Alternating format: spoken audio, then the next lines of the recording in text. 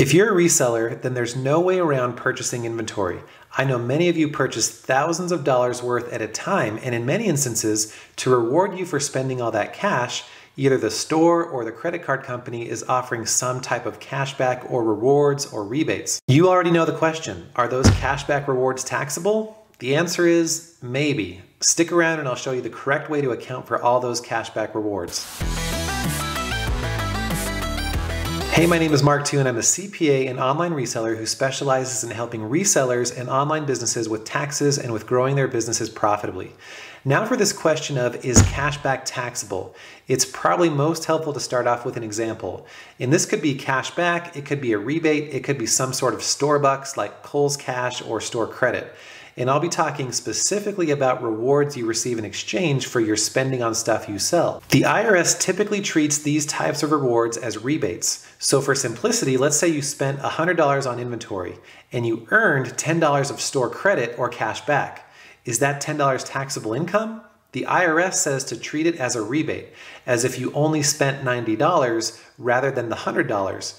If you treat it that way, then the $10 is not taxable. It's sort of like using a coupon at the store to buy your milk. The coupon isn't taxable, you just treat the whole transaction as if you paid the lower rate after applying the coupon. The issue here is that most resellers, if they do their books at all, will record the $100 as the original cost of the inventory, which makes sense because that's what you spent. But if you get a $10 rebate for that spending, the IRS says that the $10 is not taxable if you treat the original purchase as if you only spent $90. But if you do what most business owners do, and if you're using the accrual method for inventory, you'll simply deduct that full $100 when you sell that inventory. So since you also got a $10 rebate, and the IRS says that you really should only be deducting $90 for that inventory, your deduction is currently overstated by $10. So if you leave the deduction as $100, when you receive the $10 rebate, you'll record it as income. That income will perfectly offset the extra deduction that you took. Now, for those of you who want to see sort of a behind the scenes or back-end view of how this works from an accounting perspective, watch this next example. I'll make it as quick and painless as possible and come back to touch on what to do with flight miles to wrap things up.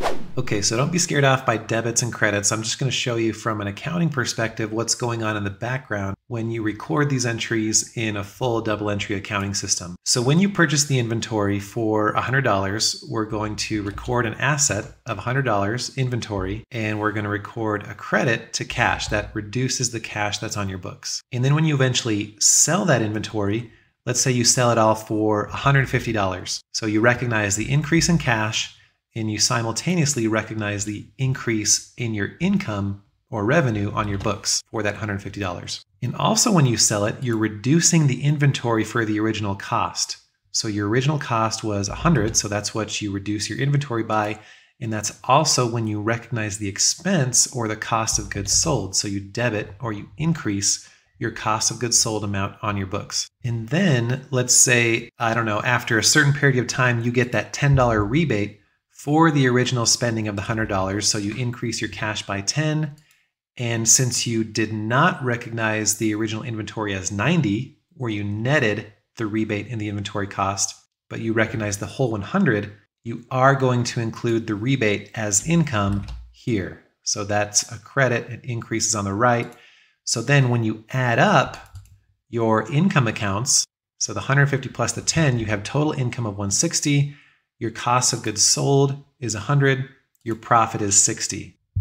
So that's the way that I recommend that most people do it. The alternative, or the way that the IRS says that it's not taxable, would be to record the original inventory as 90. And maybe on the books, you would record a rebate receivable of $10 because you are actually spending cash of 100, and the journal entry has to balance out. So we have to put this rebate receivable somewhere. But the inventory will be on the books for $90 only.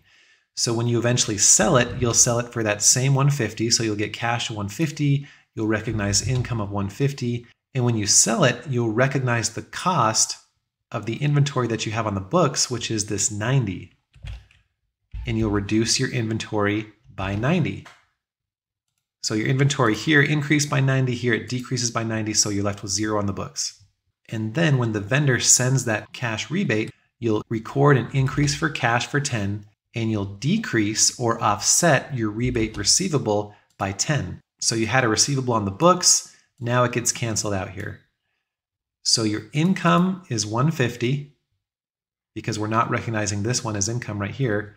Your cost of goods sold is 90, which comes from right here, which will yield your same profit of $60. So regardless of the method that you use, it's going to have the same effect on your profit. But in practice, it's just easier to use this method. If this debits and credits stuff is over your head or overwhelming, don't worry about it. I just wanted to show you that when properly accounted for using either method, the effect is the same. But if you find your interest piqued a bit and wouldn't mind learning more about how to do bookkeeping in a full bookkeeping program like QuickBooks Online or Way of Accounting, check out my Bookkeeping Basics for Resellers course, which is designed specifically for resellers who want to know enough to do the bookkeeping themselves, but also who aren't necessarily looking to be bookkeeping experts. And now let's talk about flight miles. If your rewards are in the form of flight points or miles, the rewards will not be taxable and you most likely won't need to worry about it. Even though in theory they could be treated as income, the IRS issued guidance in 2002 saying that they aren't going to bother pursuing tax on that stuff for now, basically because it'd be too complicated. In summary, the simplest way to account for your inventory spending is to record it at the cost you originally spent and then include the cash rewards or rebates as other income on your books. In the view of the IRS, that income will offset any excess deduction that was taken and everything will be in harmony. Share this video with your friends and use the other links below for more resources to help you optimize your tax situation and overcome the anxiety so you can focus on building your business profitably.